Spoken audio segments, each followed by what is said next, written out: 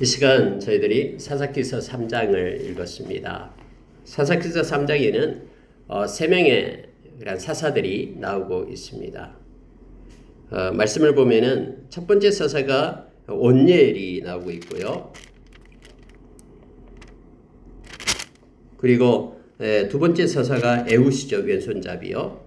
그리고 마지막 31절에 보니까 한 줄로 딱 나오는 사사가 있는데 삼갈이라는 사사가 있게 됩니다.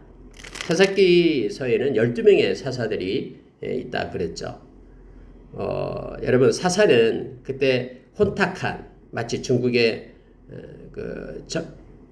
전국 춘추시대와 같은 그러한 시대에 살고 있는 모습이죠. 근데 하나님께서 사사를 세웁니다. 그래서 이스라엘의 리더를 삼고 또 평온할 때는 재판관으로 세우죠. 백성들이 여러 가지 문제들을 해결해주는, 말씀으로 해결해주는 재판관으로 삼았음을 보게 됩니다. 계속해서 이 사사기서에서는 이렇게 백성들이 어떤 평화롭고 또 하나님의 복을 받을 때 등이 따뜻하고 배가 부르면 그들이 하나님을 더 열심히 찬양하고 섬겨야 되는데 그렇지 않고 하나님을 떠나죠. 하나님을 버리고 그러면은 그들이 또 죄악 가운데 빠지게 되고 그래서 하나님께서는 주변에 있는 그런 백성들 또는 가나안 땅 안에 남겨둔 그런 이방인들을 통해서 하나님께서는 징계를 하죠. 왜냐하면은 하나님께로 돌아오라고 거룩을 회복하라고 그리고 하나님의 의와 평강을 누려라라고 그렇게 하나님께서는 징계를 합니다. 그러면은 옆에 있는 강성한 나라들이 그들을 공격을 하고 그들의 모든 것들을 빼앗아가고 또 죽이기도 하고 포로로 잡아가고 그들이 농사 짓는 것을 조공으로 바치게끔 하고 이러한 일들이 나타나게 됩니다. 그들을 섬기게끔 그렇게 되죠. 너무나 힘드니까 그들이 또 하나님 앞에 이제 엎드려 또 부르짖어요. 하나님 도와주세요. 잘못했습니다. 그러면 하나님께서는 또다시 그 기도를 들으시고 하나님의 사사를 세워서 그들을 구원해주는 그런 내용이 계속해서 12번씩이나 반복해서 기록되어 있는 것이 지금 사사기서입니다. 끊임없는 기도하기만 하면은 계속해서 그러한 반복적인 삶을 살았어도 기도하고 부르짖으면은 하나님께서는 긍휼과 자비를 베푸셨던 그 변함없는 하나님 그리고 또 인간은 변함없이 하나님을 떠나며 죄악 가운데 빠지는 나약한 죄성을 가진 인간 이러한 내용들이 이 사사기서를 계속해서 이렇게 반복해서 기록하고 우리로 하여금 있게끔 그렇게 합니다.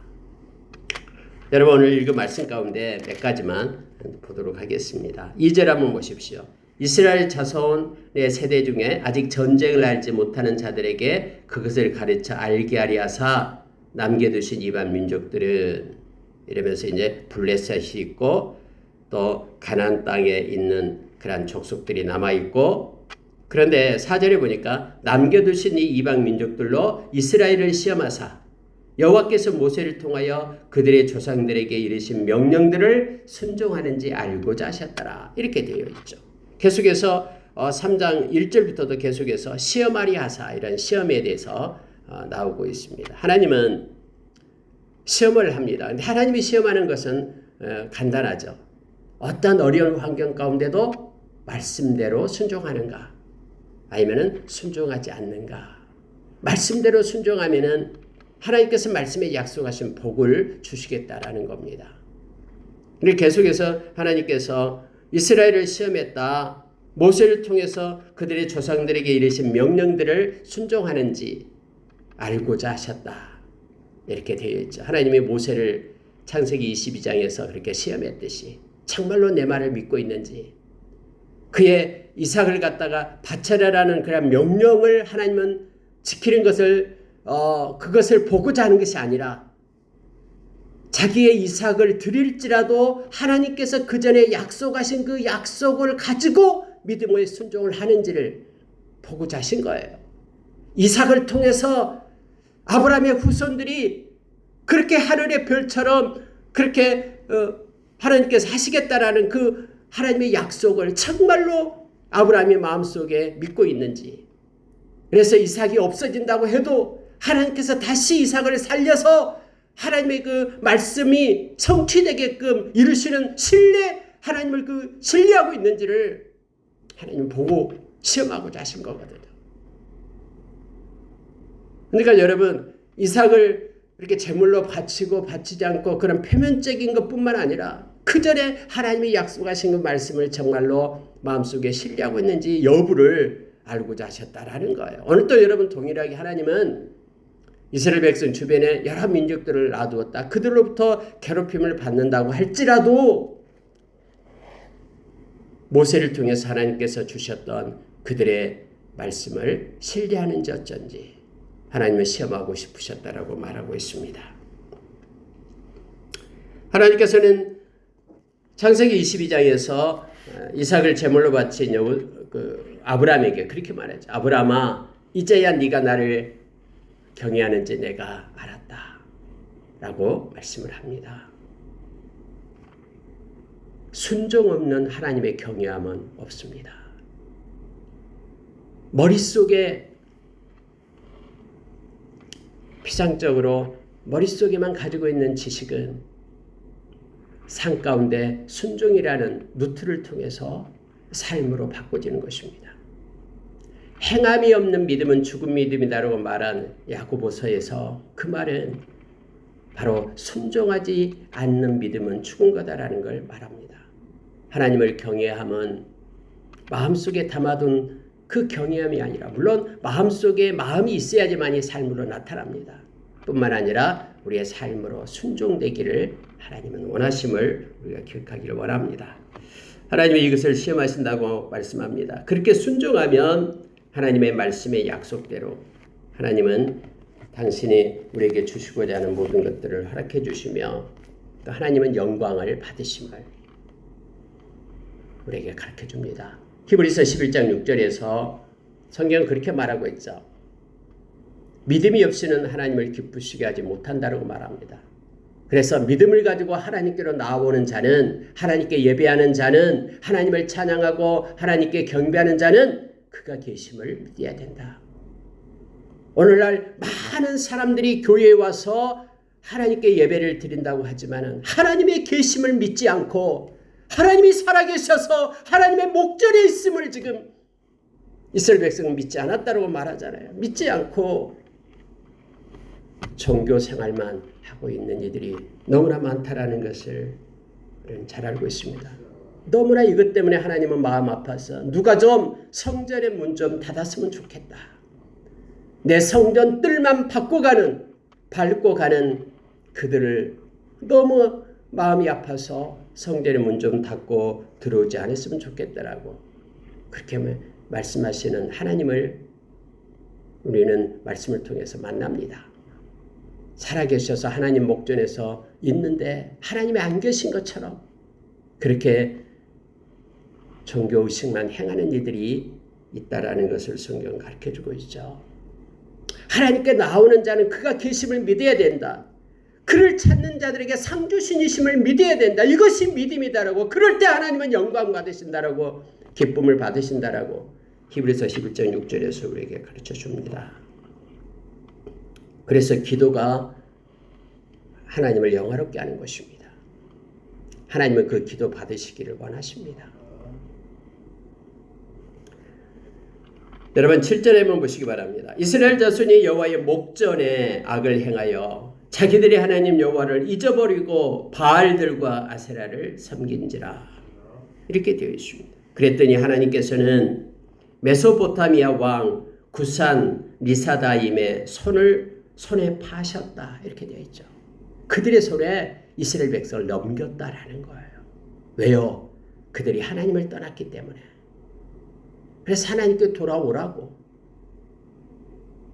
하나님이 주체가 되어서 역사를 이끌고 가시는 하나님의 모습을 말씀은 우리에게 가르쳐줍니다. 지금도 여전합니다. 지금도 이 세계의 역사의 수레바퀴는요, 하나님의 손에 의해서 굴러가고 있는 거예요. 그래서 우리가 어떤 악한 세상 가운데 있다 할지라도 우리가 담대할 수 있는 것은 담대함으로 용기를 내야 일어설 수 있는 것은 하나님의 손에 있기 때문에 그렇습니다. 히브리서 1장 3절에서 세상의 모든 만물은 우리 주님의 능력의 말씀으로 붙들려 있다라고 우리에게 가르칩니다. 주님께서는 능력의 말씀으로 세상의 모든 만물을 붙잡고 계세요. 세상의 모든 역사는 보이는 것이 나타나는 것으로 된 것이 아니라 하나님의 말씀으로 되었다라고 히브리서 11장 3절에서 우리에게 가르쳐주죠. 하나님의 말씀을 따라서 역사는 그렇게 이루어지고 성취되어 가는 것임을 성경은 우리에게 가르칩니다. 하나님이 그렇게 손에 파시니까 이스라엘 백성이 8년 동안 그들을 섬깁니다. 이 섬겼다라는 것은요, 그냥 모든 추수 해놓으면 그들이 다 가져가 버려요. 양떼, 소떼들 그들이 와서 다 잡아가 버려요. 그래서 할 말이 없는 거예요. 조공을 바쳐야 돼요. 자기들은 굶지만은 지금까지 열심을 노력해서 해놨던 모든 추수, 모든 것들이 다 허사가 돼버리죠. 그들이 먹어버려요. 아무리 땀 흘리고 열심히 내가 모아놔도 먹는 사람은 그들이 먹어버려요. 헛수고를 하게끔 합니다. 하나님을 떠나서 우리가 세상에 여러 가지 것들을 행하면서 싸운 것이 바벨탑이에요. 하나님을 떠나보내면 아무것도 아니에요. 마치 여러분 요한복음 15장 5절의 말씀처럼 너희가 나를 떠나서는 아무것도 할 수 없는 자. 마치 포도나무에 붙어있는 가지가 포도나무에서 끊어지게 될 때, 떠나게 될 때 그것은 말라서 풀에 태움밖에 더 됩니까? 아무런 열매도 맺을 수 없는 허망한 인생을 살 수밖에 없는 존재라는 것을 성경은 가르쳐줍니다. 하나님께서 그렇게 파셨어요. 그랬더니 8년 동안 섬기게 됩니다. 이스라엘 백성은 여호와께 부르짖기 시작했다라고 9절에 말합니다. 그랬더니 하나님은 기다린 거예요. 그 기도를요. 하나님께로 와서 하나님을 찾게끔 하시는 거예요. 그래서 그 기도를 들으시고 하나님은 한 구원자를 세웠는데 바로 첫 번째 사사인 온니엘입니다. 온니엘은 장군이었죠. 그는 갈렙의 아우였죠. 그리고 갈렙의 그러한 딸을 아내로 취했던 사람이었죠. 하나님께서 그에게 임하는데요. 하나님께서는 특히 택할 때에 여호와의 영이 그에게 임하였으므로 이렇게 되어 있습니다. 성령을 통해서 일하십니다. 하나님의 영이 그에게 임합니다. 여러분 구약에도요. 이 성삼위 하나님이 나타나잖아요. 여호와의 사자가 어제 새벽에 복임에 나타나서 여호와의 사자가 말씀했잖아요. 여호와 사자 즉 성자 예수님이셔요. 그리고 하나님이 지금 말씀하고 계시고 성부 하나님. 그리고 하나님은 당신의 영이신 성령님, 예수 그리스도의 영이신 성령님을 보내가지고 일을 행하게끔 하시잖아요. 그러니까 성삼위 이 트리니티 하나님이 구약에도 그대로 나타나서 함께 하심을 우리로 하여금 알게 합니다. 사역의 영이에요. 그래서 일할 때는 성령님이 아니고서는 하나님의 일은 할 수 없음을 또 우리로 하여금 깨닫게 합니다. 성령의 기름 부음이다라고 말할 때는 이 기름 부음이 바로 사역의 영임을 말합니다. 성령의 기름 부음이 있게 될 때 온니엘은 일어섭니다. 그리고 하나님께서 그 메소포타미아 왕 그를 그의 손에 넘겨주었다라고 성경은 표현합니다. 그래서 승리하고 이제는 평안을 되찾습니다. 40년간 평강이 찾아오게 됩니다. 그러면은 하나님께 감사하고 하나님을 섬겨야 되는데 또 시간이 지나면은 하나님을 잊어버립니다. 12절에 보면은 여호와의 목전에 악을 행하니라. 여호와의 목전에 악을 행함으로 여호와께서 모압 왕 에글론을 강성하게 하사 그들을 대적하게 하시매. 여러분 성경의 흐름을 보십시오. 누가 그렇게 행했다라고 얘기합니까? 에글론이 스스로 강해진 게 아니에요. 하나님께서 강성하게 했다라고 말합니다. 왜요? 이스라엘 백성을 다시 돌아오게 하기 위하여. 계속해서 여호와의 목전에 여호와의 목전. 이 말은요. 하나님이 다 보고 계신다라는 거예요. 하나님은 다 살피십니다. 하나님은 주무시지도 않아요. 졸지도 않습니다. 온전히 그의 시선을 하나님의 백성에게 고정하여 보고 계셔요. 우리의 삶의 크고 작은 모든 부분까지 그분은 손바닥에 새기고 보고 계셔요. 하나님의 관심은 하나님의 백성에게밖에 없습니다. 그래서 백성이 하나님을 떠날 때에 하나님께서는 이렇게 하나님이 일을 행하시는 거예요. 모압 왕 에글론이 나옵니다. 18년 동안 통치했다고 말합니다. 조공을 바치게끔 하잖아요. 이스라엘 백성이 봄부터 가을까지 열심히 노력한 모든 것들을 다 뺏어간 거예요.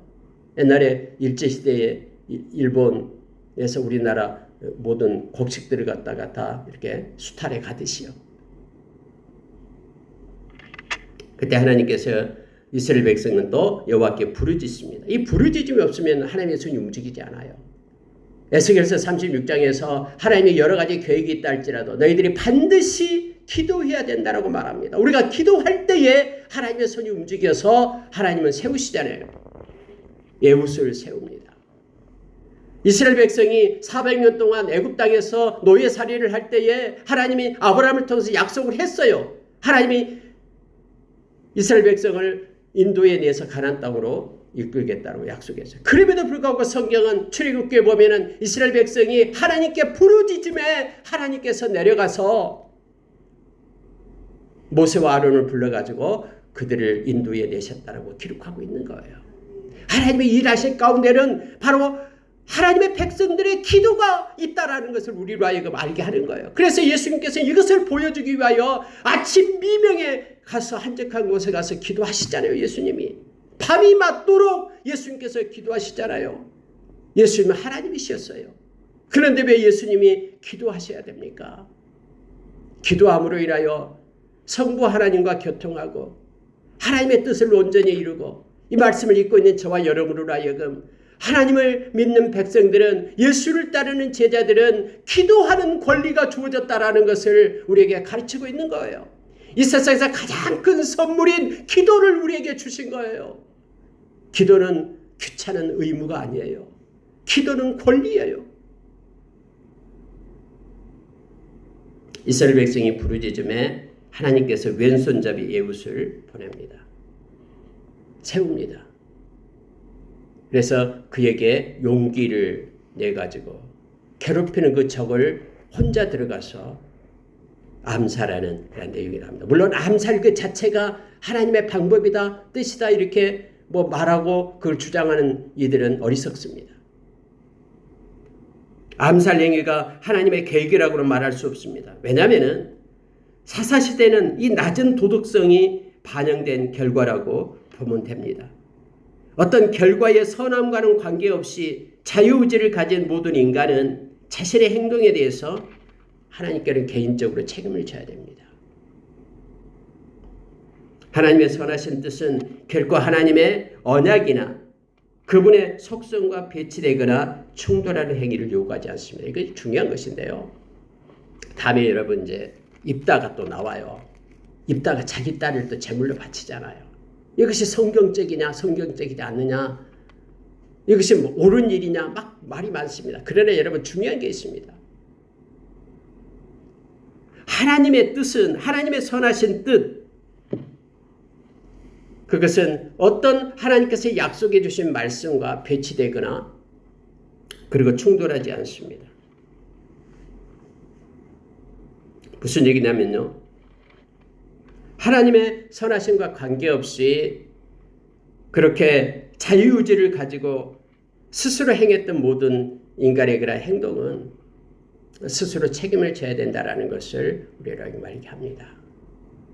하나님은 하나님께 구할 때 하나님은 다른 방법으로 역사하실 수 있었을 것입니다. 어떻게 하나님이 암살을 통해서 하나님의 일을 행하시는가? 어떻게 하나님이 자기 딸을 갖다가 그렇게 제물로 드리게끔 것을 허락하시는가? 이걸 가지고 말하는 이들이 있습니다. 하나님이 그렇게 요구한 적이 없습니다. 그러나 여기서 인간은 자기 스스로 그때 그처럼 낮은 도덕성을 가지고 행하는 그러한 과정을 우리가 기억하기를 원합니다. 어쨌든 여러분 에훗은 지금 칼을 품고 들어가서 곡물을 바친 척 하면서 에글론을 갖다가 죽입니다. 그리고 돌아와서 에브라임 산지에서 나팔을 불어가지고 이스라엘 자손을 모으면서 말합니다. 여호와께서 원수들을 너희의 손에 넘겨주었다. 이제는 나를 따르라 하면서 요단강을 나루를 갖다 장악합니다. 여러분 모압이 요단강 이쪽 동쪽에 있는 나라였죠. 모압, 암몬, 에돔 가장 위에가 아람 족속이 있고 모압이 있고 암몬 족속이 있고 밑에 에돔 족속이 있고 이스라엘 그 변방에 있었던 그리고 이쪽으로는 블레셋이 있고 이스라엘을 괴롭혔던 그런 나라들이었죠.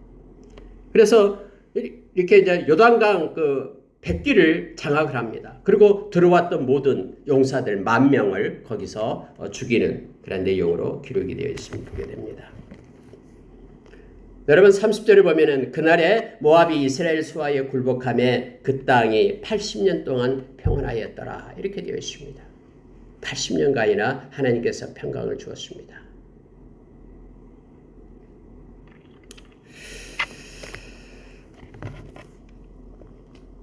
여러분 19절 한번 잠깐 보시기 바랍니다.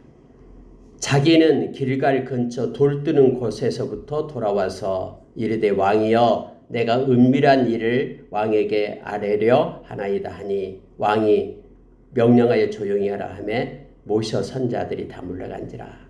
곡물을 바치고 떠났다가 다시 들어오는데 길갈 근처 돌 뜨는 곳이 있다라고 성경을 말하고 있죠. 거기에서 왔다가 다시 들어갔다라는 거예요. 근데 이 돌 뜨는 곳이 채석장이라는 뜻이 아닙니다. 우리가 돌을 떠내서 막 대리석을 짓고 그런데 여기서 돌 뜨는 곳이다라는 게 뭐냐면요. 조각한 형상들이라는 의미예요. 무슨 얘기냐면은 그때 당시 이스라엘 백성이 얼마나 타락했으면은 돌을 가지고 우상을 만들었어요. 우상. 이 돌 뜨는 곳 거기서 좋은 돌이 나오니까 거기서 그 돌을 갖다가 우상을 새겨가지고 세워놓고 우상을 섬기는 얼마나 타락한 그러한 이스라엘 백성의 모습을 이 말씀 가운데서 우리에게 가르쳐 줍니다. 돌을 가지고 우상을 갖다 앉혀놓은 곳이에요. 이스라엘 백성이 그랬어요.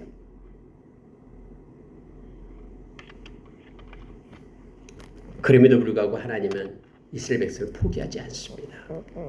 부르짖을 때에 하나님께서 이 에훗을 통해서 이스라엘 백성을 구원했음을 보게 됩니다. 마지막 여러분 31절 보고 마치겠습니다. 31절 보면요. 삼갈이 나옵니다.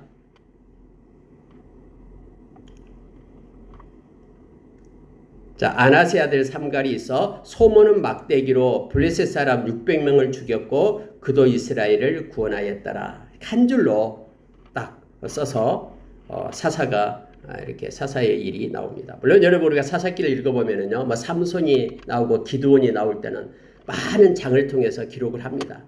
그런데 때로는 이렇게 딱 한 줄을 가지고 그 사사 삼갈에 대해서 기록을 하기도 합니다. 하나님의 뜻이에요. 어떤 사람들은 많이 기록되어 있으면은 그 사람은 훌륭한 사사고 작게 기록되어 있으면은 뭐 덜 훌륭한 사사고 이렇게 생각하는데 그렇지 않아요. 하나님께서 의도적으로 그렇게 행하신 것입니다. 그래서 여러분 이걸 우리가 기억해야 됩니다. 이 세상 안에도 하나님을 믿는 많은 사람들이 있어요. 예수님의 제자들이 있습니다. 그런데요. 막 이름이 있고 명성이 있는 그러한 사람들도 있어요. 그래서 누구나 다 그 사람이라면 아는 사람들도 있습니다. 그러나 사람 앞에 명성이 있고 이름이 있는 것이죠. 하나님 앞에 사람들 앞에는 이름 없이 뜻도 없이 하나님을 사랑하며 하나님과 교통하며 동행하는 이들이 이 땅에도 무수히 많아요. 그리고 다음에 하나님 앞에 섰을 때에 누가 더 큰 자냐라는 것은 하나님이 아시는 것이죠. 그래서 겉으로 나타난 것 가지고 우리가 사람을 판단해서는 안 됩니다. 하나님 앞에 이름 없이 빛도 없이 엎드려 기도하며 믿음을 지키며 진리를 파수하는 하나님의 신실한 종들이 이 땅에도 무수히 많습니다. 한 줄로 기록된 사사든 여러 장으로 기록된 이들이든 하나님 앞에다 존귀한 자며 하나님께서 그런 의도적으로 그렇게 행했음을 우리는 기억을 해야 됩니다. 하나님은 삼가를 들어서 하나님의 백성을 다시 세웠고 하나님의 그러한 일하신 가운데 사용하셨음을 성경은 기록해 두고 있습니다. 그는 소모는 막대기로 블레셋 사람이 쳐들어올 때 600명을 죽여서 이스라엘 백성을 지켰다. 블레셋은 남쪽 제일 밑에 있던 족속이었죠. 블레셋은 끝까지 갑니다. 지금 팔레스타인을 갖다 블레셋이라고 표현한 것입니다. 여러분, 소모는 막대기를 가지고 어떻게 죽였을까 이렇게 생각할지 모르는데 소모는 막대기 끝이요 뾰족하게 되어 있습니다. 2m 정도의 길이로 되어 있어요. 소를 갖다가 멀리 이렇게 할 수 있고요. 그래서 이게 하나의 끝이 끌처럼 이렇게 되어 있어 가지고 유사시에 창으로 사용할 수 있습니다. 그래서 그걸 가지고 블레셋 사람 600명을 죽였다라고 성경은 말하고 있는 것입니다. 어떻게 하니까요? 하나님께서 당신의 영을 부으니까.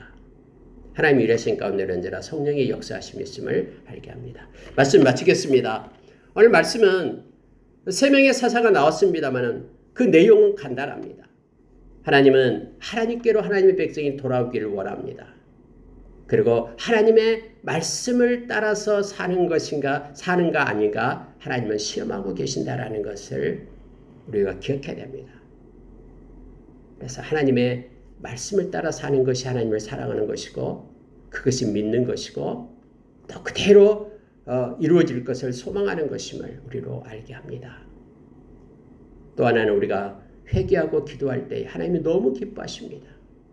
그리고 하나님의 손을 움직여 이스라엘 백성을 구원하시고 또 성령의 그런 임재 가운데 하나님의 종들이 사역을 하게 됨을 알게 합니다. 오늘 하루도 우리가 믿음으로 사는 하루가 되기를 원합니다. 호람되어 하나님의 목전의 선자로 우리가 있기를 원합니다. 살아계신 하나님 앞에 우리가 있습니다. 그 하나님을 찾고 하나님께 기도하고 하나님께 영광 돌리고 하나님께 기쁨을 드리는 저와 여러분이 되기를 원합니다. 기도하겠습니다.